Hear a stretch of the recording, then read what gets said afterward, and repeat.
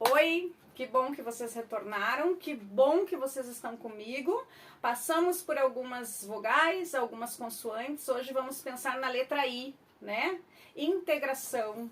Quando nós falamos em integração, nós pensamos em mais de uma pessoa, em harmonização, em tranquilidade, né?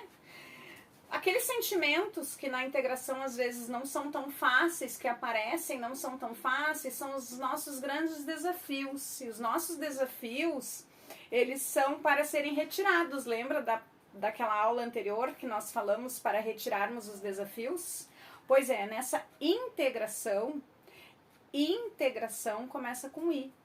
Nós temos também a outra palavra, infância, né? Pensando na criança, criança. Estão escutando quando eu pronuncio as palavras? Procurem na minha pronúncia o som da letra I. Criança, infância. Que mais? Partiu, partiu, iu. Conseguem observar? Várias letras, vários sons, vamos formar as palavras. Então vamos lá. Partiu, P com A, pá, P com E, P, P com I, pi, P com O, po, P com U, pu, pá, pé, pi, pó, pu.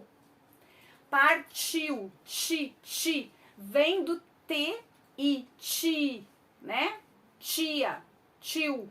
Então o T com A, aquele A que nós usamos anteriormente, A, o T com A nós vamos pronunciar tá.